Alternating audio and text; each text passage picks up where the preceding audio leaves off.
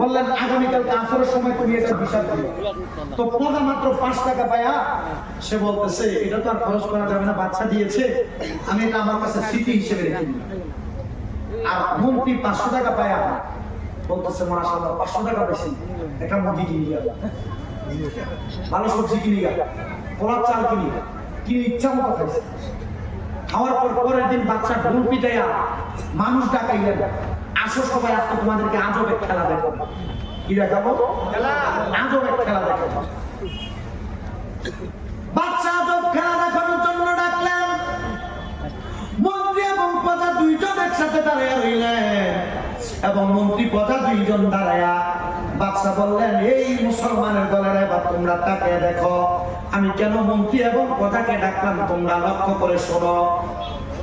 সুন্দর একটা চুলার মতো বানাইলেন, চুলা বলেন তো, চুলার মতো বানাইয়া ওই চুলার উপরে গরম একটা তাওয়া শীত দিলেন, লোহার শীত, গরম উত্তপ্ত করে বাদশা বললেন, হে প্রজা তুমি তোমার 5 টাকার হিসাবে গরম শীতের মধ্যে দাঁড়িয়ে দিবা।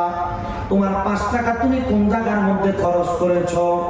ওই প্রজা গরম শীতের মধ্যে এক পাও রাখলেন আর বললেন আমি খরচ করি নাই বলে লাফ দিয়ে মাটিতে পড়ে গেলেন। মন্ত্রী চোখের পানিগুলা ছেড়ে দিয়ে দিয়ে কান্না করে আর ডাক দিয়ে বলতেছে, বাদশা আমার পা গরম উত্তপ্ত হয়ে যাচ্ছে, আমি সহ্য করতে পারতেছি না, আমি আমার সম্পদের হিসাব কি দিব? মাত্র 500 টাকার হিসাব নেন। আমি 500 টাকা নেওয়ার পরে আমার ঘরের জন্য সুন্দর মুরগি কিনলাম, সবজি কিনলাম, পোলাও চাল কিনে সন্তান নিয়ে আনন্দ ফুর্তি করলাম, এখনো পর্যন্ত আমার পকেটে 100 টাকা বেঁচে আছে। এবার এই কথা বলে যখন মন্ত্রীটা মাটির মধ্যে পড়ে গেল, বাদশা ডাক দিয়ে বলে, দেখো মুসলমানের দলেরা, এই মন্ত্রীর অবস্থা বড় খারাপ, তার পায়ের তলা পর্যন্ত জ্বলে হাড়ের সাথে লেগে গেছে। আর আমার প্রজা তার অবস্থা বেশি খারাপ না, কারণ তার একটা পা মাত্র পুড়েছে অল্প সম্পদ থাকার কারণে। হাসরের ময়দান এমন কঠিন হবে, এমন কঠিন হবে, তোমরা দাঁড়ায় দাঁড়ায় হিসাব দিতে পারবা না। এত সম্পদ, এত সম্পদ, এত সম্পদ, এই সম্পদের কারণে আল্লাহর কাছে হিসাব দিতে দিতে তোমার অবস্থা বড় খারাপ হবে। নবী আমার বলে, হাসরের ময়দান তামার চাইতে গরম হবে। শুধু গরম হবে না, মানুষ গ্রামের সাগরের মধ্যে সাঁতার কাটবে, বড় দুর্গন্ধ দুর্গন্ধ। ও মুসলমান, টাকা পয়সা ধন সম্পত্তির মায়া তুমি করলা, আল্লাহকে চিনলা না, নবীকে চিনলা না, কোরআন হাদিসের ভয় অন্তরে রাখলা না। যদি ওইটা আমল করে তুমি চলতে পারতা, আল্লাহর কসম তোমাকে জান্নাতে যাওয়া কেউ ঠেকাইতে পারতো না। মুসলমান, মন্ত্রীর সম্পদ বেশি বিদায় তার পায়ের তলা চলে গেছে, কিন্তু পদার সম্পদ কম থাকার কারণে তার একটা পা মাত্র সামান্য পরিমাণ গরম হয়েছে। আর আপনার আমার সম্পদের অভাব নাই, টাকার অভাব নাই, পয়সার অভাব নাই, কিন্তু আপনি আমি আল্লাহ পাক রব্বুল আলামিনের পথে খরচ করতে পারি না। ছেড়ে দিলাম এই কথা। ওই বাচ্চা যখন চলতে ফিরতে পারে না, বাচ্চা দুনিয়ার জমিনের মধ্যে বিবাহ করার পরে তার একটা সন্তান দুনিয়ার জমিনে আগমন করেছে। ওই বাচ্চা সন্তান আগমন করার পরে তার সন্তানকে কুলে পিঠে করে মানুষ করে একটা মাদ্রাসার মধ্যে পড়াইয়া তালিবুল ইলম আলেমে দ্বীন বানাইছে। আপনারা বলেন, আলেমে দ্বীনের সম্মান কি কম না বেশি? উলামাউহু উলামাউ ওয়ারাসাতুল আম্বিয়া। উলামায়ে কেরাম হলো নবীদের ওয়ারিস, নবীদের ওয়ারিস, নবীদের ওয়ারিস। উলামায়ে কেরামকে সম্মান করলা তো নবীদেরকে সম্মান করার সওয়াব পাওয়া যাইলা। ও মুসলমান, আলেমদেরকে তুমি সালাম দিবা, আলেমদেরকে তুমি সম্মান করবা। আর তুমি সম্মান করো না, আলেম রাস্তা দিয়ে হাঁটার সময় ডাক দিয়ে বলো, কি হুজুর আজকে দাওয়াত কার করে দিল? হুজুর কম করে খাওয়া পারেন না? বলে কি বলে না? কথা বলেন, বলে কি বলে না? ওই ব্যক্তি বলে, আমি আমার সন্তানকে মাদ্রাসার মধ্যে পড়াইলাম, আমাকে এলাকার মানুষ বলেছে তোমার সম্পদের অভাব নাই, তুমি কেন তোমার সন্তানকে মাদ্রাসায় পড়াইলা? বলে, আমি মসজিদের ইমামের জবানের মধ্যে শুনেছি, যদি কোনো মানুষ একটা সন্তানকে আলেমে দ্বীন বানাই আর ওই সন্তান তার মা বাবার জানাজার নামাজ পড়ায়, চতুর্থ তাকবীর শেষ করার আগে আসসালামু আলাইকুম ওয়া রাহমাতুল্লাহ বলে যখন সালাম ফিরায়, সালামটা ফিরানোর আগে আমার আল্লাহ তার মা বাবার জীবনের গুনাহ মাফ করে দেয়। আমি তো ইবাদত করতে ভুলে গিয়েছি, আমি আল্লাহর ইবাদত করতে পারি নাই। আমার সন্তানকে আমি আলেম বানাইলাম, মাদ্রাসায় পড়াইলাম, আপনি আপনার সন্তানকে ইংলিশ মিডিয়ামে পড়ান, স্কুলে পড়ান, ইউনিভার্সিটি কলেজে পড়ান, আপনি আপনার সন্তানকে আলেম বানাচ্ছেন না। মুসলমান হিসেবে পবিত্র কোরআনটাও শিক্ষা দিচ্ছেন না। মুসলমান কি জবাব দিবেন আল্লাহর কাছে? কি জবাব দিবেন আল্লাহর কাছে? আল্লাহর ওয়াস্তে আপনার কদমে ধরে বলি, আপনি মুসলমান হিসেবে কমপক্ষে আপনার সন্তানকে আল্লাহর কোরআনটা শিখান, আপনার সন্তানকে আল্লাহর কোরআনটা শিখান। যদি আপনি শিখাইতে পারেন, আমার আল্লাহ পাক রব্বুল আলামিন ওই কোরআন শিখানোর কারণে আপনাকেও জান্নাতে দিবে, আপনার সন্তানকেও জান্নাতে দিবে।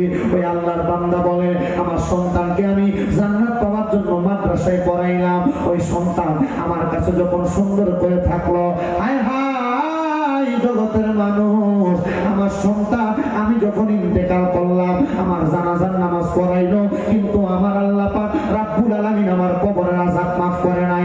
বলে কেন? কিভাবে বুঝলো? ওই সন্তান বলে, আমার বাবা জান ইন্তেকাল করার পরে আমি রাত্রবেলা ঘুমের ঘরে স্বপ্নের মধ্যে দেখলাম আমার আব্বা জান জাহান্নামের মধ্যে পড়তেছে। আমি জিজ্ঞাসা করলাম, হে আব্বা জান, আপনাকে আমি ঘুমের ঘরে স্বপ্নে দেখলাম, আপনাদের যাদের মা নাই বাবা নাই, আপনারা তো মাঝে মাঝে আপনাদের মা বাপকে স্বপ্নের মধ্যে দেখেন, দেখেন কিনা রে বাবা? উনি বলেন, আমি দেখলাম আমার বাবাকে স্বপ্নের মধ্যে, তার শরীরের মধ্যে জাহান্নামের আগুন দাও দাও দাও দাও দাও দাও করে জ্বলতেছে। আমি তখন আমার বাবাকে জিজ্ঞাসা করলাম, বাবা জান, আপনি সম্পদ পাওয়ার পরেও অন্ধকার কবরে চলে গেলেন, আমি সন্তান আপনার জন্য জানাজার নামাজ পড়াইলাম, কিন্তু আপনার কবরের আযাব কেন মাফ করা হয় নাই? ওই বাবা ডাক দিয়ে বলে, সন্তান, আমার অর্ধেক পরিমাণ সম্পদ আমি দুনিয়াতে রেখে আসছি, এই সম্পদের হিসাব আমি আমার আল্লাহর কাছে দিতে পারি নাই, আমার সম্পদের হিসাব দিতে পারি নাই, এজন্য আমার আল্লাহ পাক রব্বুল আলামিন আমার কবরের আযাব মাফ করে নাই, আমার শরীরের মধ্যে জাহান্নামের আগুন জ্বালিয়ে দিয়েছে। সকালবেলা সন্তান তার মার কাছে বললেন, মা, মাগো মা, আমার আব্বা জান আমার স্বপ্নের মধ্যে দেখাইছেন, আমার আব্বা জান নাকি কবরের মধ্যে জাহান্নামের আগুনে জ্বলতেছে তার সম্পদের জন্য। ও মা, যেই সম্পদের জন্য বাবা জাহান্নামে জ্বলতেছে, ওই সম্পদ আমাদের দরকার নাই, ওই সম্পদ আপনি আল্লাহর রাস্তায় দান করে দেন। ওই মহিলা বলে, না রে সন্তান, তোমার যদি মন চায় তোমার বাবা মারা যাওয়ার পরে তুমি তোমার বাবার যে সম্পদ পেয়েছো, ওই সম্পদ তুমি তোমার মানুষকে দান করে দাও। এবার সন্তান বলে, মা আপনি কি দান করবেন না? মা ডাক দিয়ে বলেন, না, আমার সম্পদ আমি কাউকে দিব না, আমি আমার সম্পদ আহার করব, আমার সম্পদ আমি ভোগ করব। সন্তান বলে, মা আমি আমার প্রাপ্ত সম্পদ সবকিছু আমার আব্বার নামে দান করে দিলাম। দান করার পরে ওই সম্পদের মধ্যে ওই ছোট্ট সন্তান কোরআনে হাফেজ হওয়ার পর একটা মাদ্রাসা বানাইছেন, কোরআনে হাফেজ হওয়ার পর একটা মসজিদ বানাইছেন। আর ওই সন্তান ঘুমের ঘরে স্বপ্ন দেখলেন, আমার আল্লাহ পাক রব্বুল আলামিন ওই সন্তান অর্ধেক সম্পত্তি তার বাবার নামে দান করে দেওয়ার কারণে তার বাবার নাভি থেকে পায়ের নিচ পর্যন্ত জাহান্নামের আগুন জ্বলতেছে, আর নাভি থেকে মাথার তালু পর্যন্ত জান্নাতের বাগানের মতো সুন্দর, উত্তপ্ত থেকে সুন্দর আর সুন্দর দেখা যায়। ওই সন্তান যখন এমন অবস্থা দেখলেন পরের দিন তার মা জননী সম্পদগুলো আল্লাহর রাস্তায় দান করে দিয়েছে। সন্তান তার মাকে বললেন, মা আপনি আপনার সম্পদ কেন আল্লাহর রাস্তায় দান করে দিলেন? মা বলে, আমি গতকালকে রাত্রবেলা স্বপ্নের মধ্যে দেখেছি তোমার বাবা জানের নাভি থেকে মাথা পর্যন্ত আমার আল্লাহ আগুন মাফ করে দিছে, আর নাভি থেকে পায়ের তালু পর্যন্ত আগুন জ্বলতেছে। আমি তোমার বাবাকে জিজ্ঞাসা করলাম, হে আমার কলিজার টুকরা স্বামী, আপনার কবরে কেন আযাব? আপনার নাভি থেকে পা পর্যন্ত কেন আগুন জ্বলতেছে? আমাকে তোমার বাবা বলেছে আমার সম্পদ তোমার সন্তান দান করার কারণে আল্লাহ আমার নাভি থেকে মাথার তালু পর্যন্ত জাহান্নামের আগুন মাফ করে দিয়েছে, আর আমার নাভি থেকে পা পর্যন্ত আমার আল্লাহ পাক রব্বুল আলামিন আগুন দিয়েছে। আমি স্ত্রী ভয় করে আমার স্বামীর জন্য আমার সম্পদগুলো আল্লাহর রাস্তায় দান করে দিলাম। ও সন্তানেরা, তুমি তোমার মা, তোমার বাবা ইন্তেকাল করেছে, তোমার মা বাবা তোমার লাখ লাখ টাকার সম্পদ দিয়ে গিয়েছে, কিন্তু তুমি তোমার মাকে তোমার বাবার জন্য অন্ধকার কবরে কোনো কিছু দিতে পারো না। তোমার মা বাবা বেঁচে থাকলে তুমি তোমার মা বাবাকে ভালো ভালো খাবার খাওয়াইতা। আজকে তোমার মা কবরে, তোমার বাবা কবরে, মা বাবার দেওয়া লাখ লাখ টাকার সম্পদ তুমি ব্যবহার করতেছ, কিন্তু তুমি তোমার মা বাবাকে 5 টাকা 10 টাকার খাবার তুমি খাওয়াইতে পারতেছ না। সন্তানের দলেরা, এই সন্তানের দলেরা, তোমার সম্পদ এমনি পড়ে থাকবে, ইন্তেকাল করার পর পর্যন্ত এখনো মা বাবার জন্য একটু দোয়া পর্যন্ত করাও না। সন্তান তোমার কদমে হাত দিয়ে বললাম, যদি কারোর মা বাবা বেঁচে থাকে এখন থেকে তোমার সম্পদগুলা তোমার মা বাবার জন্য বিলীন করতে থাকো, তোমার মা বাবার জন্য খরচ করতে থাকো। আমি একটা কথা শুধু তোমাদেরকে বলে দিয়ে যাইতে চাই, সুদূর বাংলাদেশ থেকে ভারতের আসাম রাজ্যের এই বাগপুরি এলাকার মধ্যে আইসা কত কষ্ট করে আসছি, এমনি আসি নাই। আমার মা বাবার নেক দোয়া আছে বিধায় আপনারা আমাকে এখানে আনতে পেরেছেন। আমাকে আল্লাহ যোগ্যতা দিয়েছে, আমার মা বাবার দোয়া যদি না থাকতো আমাকে আল্লাহ পাকে যোগ্যতা প্রদান করতেন না। কিন্তু আমি একজন মূর্খ মানুষ, আল্লাহ পাক রব্বুল আলামিন কবুল করেছেন বিধায় এখানে এসেছি। সন্তানের দল এখনো পর্যন্ত আমি আমার মা বাবার কাছে টাকা পয়সার হিসাব চাই না।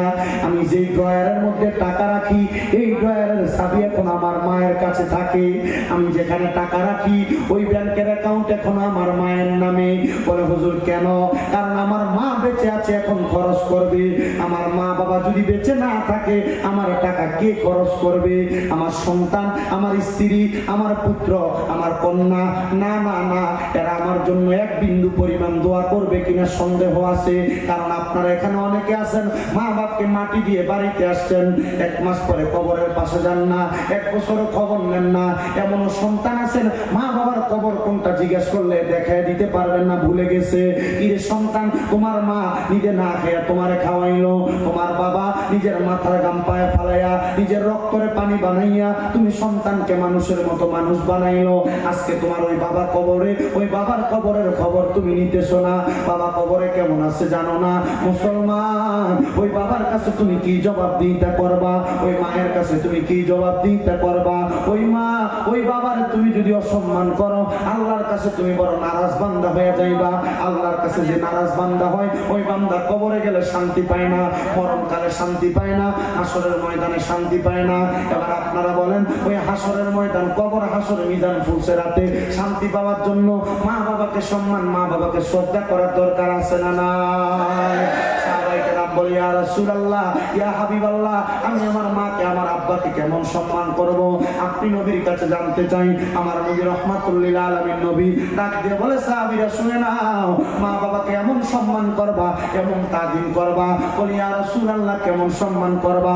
নবী আমার বলে, আমি যদি আল্লাহর পরে কাউকে শ্রদ্ধা করার অনুমতি দিতাম, একটা স্ত্রীকে তার স্বামীকে শ্রদ্ধা করার অনুমতি দিতাম, একটা সন্তানকে তার মা বাবাকে শ্রদ্ধা করার অনুমতি দিতাম। ও সন্তান, তুমি তোমার মা বাপকে কত সম্মান করো, কত ইজ্জত করো আমি জানি না, তবে একটা কথা বলে দিয়ে যাই, ওই মা বাবার মনে কোনোদিন কষ্ট দিও না, ওই মা বাবার মনে কোনোদিন আঘাত দিও না। নবীজি বলেন, আমার আব্বা জান আমি দুনিয়াতে আগমন করার আগে চলে গেছেন, আমার আম্মা জান আমি জন্মগ্রহণ করার অল্প কয়েকদিনের মাথায় চলে গেছেন। আমি হযরত মুহাম্মদ মুস্তাফা আহমদ মুস্তাফা সাল্লাল্লাহু আলাইহি ওয়াসাল্লাম নবীজিকে লালন পালন যিনি করেছেন তার নাম হযরতে মা হালিমাতুস সাদিয়া। আমার মা হালিমাতুস সাদিয়া যখন অনেক বয়স হয়ে গেছে, ওই মা হাতের মধ্যে লাঠি নিয়ে হাঁটা চলা করে। হযরতে আনাস রাদিয়াল্লাহু তাআলা আনহু বলে, আমি একদিন মসজিদে হারাম মানে কাবা শরীফের মধ্যে ছিলাম, আমি দেখলাম বাইতুল হারামের মধ্যে আমার নবীজি যখন খুতবা প্রদান করে বক্তব্য দিতেছে, এমন টাইমে আমার নবী বললেন, এ সাহাবীরা তোমরা মাঝখান থেকে জায়গা করে দাও। আমি দেখলাম নবী আমার দাঁড়িয়ে গেলেন, আমরা নবীজির সাথে সাথে দাঁড়িয়ে গেলাম। আমার নবীজির পিঠ মুবারক থেকে নবীর চাদর মুবারক নিয়া নবী এটা মাটির মধ্যে বিছিয়ে দিলেন, আর একটা বুড়া মহিলা হাঁটতে হাঁটতে ওই চাদরের উপরে এসে বসলেন। মহিলা যখন চলে গেলেন, আমি জিজ্ঞাসা করলাম, ইয়া রাসূলুল্লাহ, এই মহিলাকে, এই মহিলার পরিচয় কি?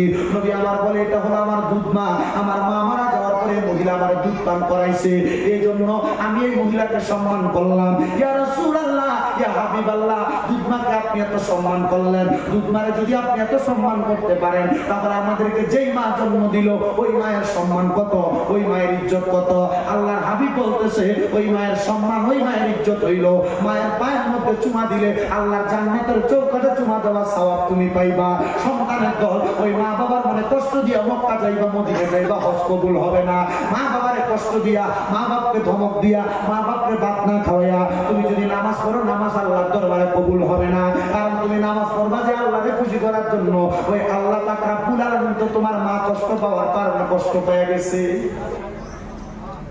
এ সন্তানের দল, কেউ যদি তোমার মাকে মাকে ধমক দিয়া থাকো, কেউ যদি তোমার মাকে আলাদা করে দিয়ে থাকো, কেউ যদি মা বাবার সঙ্গে অসৎ আচরণ করে থাকো, দাও তোমার পা গুলো আমার সামনে দাও, আমি আমার জিহ্বা দিয়া তোমার পা পরিষ্কার করে দিব। তবুও সন্তান আজকে ওয়াদা করে এখান থেকে বাড়িতে যাওয়ার পরে মা বাবার পা গুলার মধ্যে ধরে ধরে মাপ চাইবা, মা বাবার পা গুলার মধ্যে ধরে ধরে মাপ চাইবা। বলে হুজুর কেন? আমি তো আমার মা বাবার সাথে অন্যায় করি নাই। আরে অন্যায় না করলেও আম্মা আব্বার পায়ে ধরে মাপ চাইবা, কারণ মা বাবার পায়ে ধরলে তুমি যদি তোমার মাথাটাকে নত করো, মা বাবার কাছে যদি তুমি ছোট হও, সারা দুনিয়ার কাছে আমার আল্লাহ তোমারে বড় বানিয়ে দিবে, সারা জগতের কাছে আল্লাহ তোমাকে বড় বানিয়ে দিবে। এই সন্তান তুমি কি তোমার মা বাবার পায়ে ধরতে পারবা না? বলে হুজুর পারবো। আজকের মাহফিল কবুল হবে কি হবে না এটার গ্যারান্টি কেউ দিতে পারবে না, তবে আমি একটা গ্যারান্টি দিয়ে যাই, আগামীকালকে যখন এলাকার মুরব্বীরা চা দোকানে বসে বলবে, বাংলাদেশ থেকে শামীমরা আমাদের এলাকায় এসে বলে গেছে সন্তান যেন মা বাবার পায়ে ধরে মাপ চায়, যখন মুরব্বী বলবে আমার সন্তান আমার পায়ে ধরে মাপ চাইছে, মাহফিল সফল। হুজুর আমি তো আমার মা বাবার পায়ে ধরবো কেন? আমি তো অন্যায় করি নাই। অন্যায় না করলেও মা বাবার পায়ে ধরবা। যদি এলাকার মা বোনেরা একজন আরেকজনকে বলে হ্যাঁ আমার সন্তান আমার পায়ে ধরে মাপ চাইছে, কিন্তু আমার সন্তান আমার কাছে কোনো অন্যায় করে নাই, অনেকে চিন্তা করে হুজুর আমি মা বাবার পায়ে ধরবো দূরের কথা, আমি তো দুই ঈদের সময় মা বাবার পায়ে ধরে সালামি করি না, আমার শরম লাগে। না রে সন্তান, শ্বশুর শাশুড়িকে সালাম করতে তোমার কষ্ট হয় না, শ্বশুর শাশুড়ির দিকে তাকাইতে তোমার কষ্ট হয় না, মা বাবার পায়ে ধরে সালাম করতে তোমার বুঝি কষ্ট হয়? সন্তানের দল তোমার কদমে হাত দিয়ে বললাম, মা বাবার পায়ে ধরে শুধু সালাম করা নয়, যাদের মা নাই তারা জিজ্ঞাসা করো। হয়তো তুমি মনে মনে চিন্তা করতেছো হুজুর আমার মা আছে আমি সালাম করব, আমার বাবা আছে আমি সালাম করব, কিন্তু যার মা নাই তার মনের মধ্যে প্রশ্ন, হুজুর যাদের বাড়িতে মা নাই তার মা আছে তারা বাড়িতে যায় মার পায়ে ধরে সালাম করবে। হুজুর আমার তো বাড়িতে মা নাই, আমি বাড়িতে যায় কার পায়ের মধ্যে ধরে মাপ চাইবো, আমি কার পায়ের মধ্যে ধরে সালাম করবো? যার বাবা নাই তারা জিজ্ঞাসা করো, তার মনের মধ্যে বড় কষ্ট, হুজুর আমার তো বাবা নাই, আমি বাড়িতে যাই কার পায়ের মধ্যে ধরে সালাম করব? সন্তানের দল এখন তুমি তোমার মা বাবার জন্য কি আফসোস লাগে না? মা বাবা ইন্তেকাল করেছে, আগে তুমি এক বেলা ভাত না খাইলে মা তোমার বারবার বলতো ভাত খাওয়ার জন্য, কিন্তু এখন দুই তিন বেলা না খাইয়া থাকলে কেউ তোমার একবার জিজ্ঞাসা করে না সন্তান কি ভাত খাইছো কি খাওয়া নাই? সন্তান তোমার বাবা বেঁচে থাকা অবস্থায় তোমার বাবা কোন অন্যায় করলে ধমক দিয়া ঘরে নিয়ে যাইতো, এখন তোমার বাবা নাই, এখন তোমাকে কে ধমক দিবে? ধমক দেওয়ার মতো একটা মানুষ নাই। আরে কার কাছে মাপ চাইবা? কার কাছে মাপ চাইবা? সন্তান অনেকে চিন্তা করে হুজুর আমার মাও নাই বাবাও নাই, আমি কার পায়ের মধ্যে ধরে মাপ চাইবো? সন্তানের দল তোমার এই কান্না করাটা আমার আল্লাহ কবুল করে নিবে। আল্লাহর নবী বলে মা বাবা যদি বেঁচে না থাকে, ওই মা বাবার ইন্তেকালের পরে কোন সন্তান যদি আল্লাহর কাছে দোয়া করে রব্বির হামহুমা কামা রব্বায়ানি সগীরা ওয়া কুর রব্বির হামহুমা কামা রব্বায়ানি সগীরা। আল্লাহর নবী বলেন কোন সন্তান চোখের মনি কোঠার মধ্যে একটা মাছির মাথা পরিমাণ পানি ছেড়ে দিয়ে যদি কান্না করে, ওই পানিটা মাটিতে পড়ার আগে আমার আল্লাহ তার মা বাবার জীবনের গুনাহ মাফ করে দেয়। সন্তান তোমার বুঝি মা নাই, তোমার বুঝি বাবা নাই, আজকে আখিরি মুনাজাতে আমি গুনাহগারের সাথে মা বাবার জন্য চোখের পানি ফেলাইয়া ফেলাইয়া একটু কান্না করবা, আল্লাহ যেন তোমার মা বাবাকে মাফ করে দেয়। কিন্তু অনেকে চিন্তা করে হুজুর এখন আমার চোখের পানি আসে না, এখন তোমার চোখের পানি আসতেও পারে নাও আসতে পারে, বাড়ির মধ্যে যাইয়া মায়ের পুরান কাপড়টার দিকে তাকাইলে চোখের পানিগুলা বায়া বায়া পড়ে, বাবা যে খাটে ঘুমাইতেন ওই খাটের দিকে তাকাইলে চোখের পানিগুলা বায়া বায়া পড়ে। সন্তান ওই মা বাবার কথা যখনই মনে হবে আল্লাহর কাছে শুধু দোয়া করবা, আল্লাহ আমার মাকে মাফ করে দেন, আমার বাবাকে মাফ করে দেন। তোমার মা নিজে না খায়া তোমারে খাওয়াইছে, এখন তুমি লাখ লাখ টাকার মালিক, হাজার হাজার টাকার মালিক, কিন্তু তুমি তোমার মারে এক লোকমা ভাত খাওয়াইতে পারো না, কারণ তোমার মা কবরে শুয়ে গেছে। কি হবে তোমার টাকা দিয়া যদি তুমি তোমার মাকে একটু ভাত না খাওয়াইতে পারো? সন্তানের দল, তোমার বাবা কত কষ্ট করে জীবন চালাইছে, তোমার মা কত কষ্ট করে জীবন চালাইছে, তোমার বাবা দামি জামা কাপড় পরে নাই, তোমারে পরাইছে, এখন তুমি হাজার হাজার লক্ষ লক্ষ টাকার মালিক, ক্ষমতা আছে, কিন্তু তোমার মা নাই, বাবা নাই, মা বাবা কবরে শুয়ে গেছে। ওই মা বাবাকে, মাকে একটা 500 টাকা দিয়ে কাপড় কিনা পরাইতে পারো না, বাবাকে 500 টাকা দিয়ে কিনা একটা লুঙ্গি পরাইতে পারো না। ও আল্লাহ, যাদের মা নাই, যাদের বাবা নাই, আম্মা আব্বার কবর জান্নাতের বাগান বানিয়ে দে। এখানে অনেক সন্তান আছেন মা বাবার জন্য আফসোস করেন, হুজুর আমার মা বাবা বেঁচে থাকলে আমি আমার মা বাপকে এটা করতাম ওইটা করতাম। মা বাপ বেঁচে থাকলে মা বাবা যদি, বাবা যদি বলতো আমাকে একটা মোটরসাইকেল কিনে দাও, তুমি কি দিতা না? তোমার বাবা বেঁচে থাকলে যদি তোমাকে বলতো মাসে আমি আব্বাকে তুমি 1000 টাকা করে দাও, 12 মাসে কি তোমার 12,000 টাকা মা বাবার পেছনে খরচ হইতো? অবশ্যই খরচ হইতো। এ সন্তান, হুজুর আমার মা কবরে, আমার বাবা কবরে, আম্মা আব্বা আমাকে অনেক জায়গা সম্পত্তি দিয়ে গেছে, এই জায়গা সম্পত্তিতে তুমি থাকলে, তুমি যদি মাসে 5,000 টাকা করে ভাড়া দিতা, 12 মাসে তোমার 60,000 টাকা ভাড়া লাগতো। হুজুর আমি ভাড়া দিতে পারবো না, তবে আমার মা বাবা কবরে খাবারও দিতে পারবো না। এই জান্নাতের বাগান মাদ্রাসা, ওই বাচ্চার খবর শুনলাম, জায়গা সম্পদ দান করে দেওয়ার কারণে বাবার কবর আযাব মাফ করে দিছে। হুজুর আমার মা কবরে, মার কবরের আযাব মাফ করানোর জন্য, আমার বাবা কবরে, বাবার কবরের আযাব মাফ করানোর জন্য এই মাদ্রাসা, এই 2 নম্বর পড়ি দারুল উলুম গুলজারে মদিনা হাফিজিয়া মাদ্রাসার এই মাহফিলের মধ্যে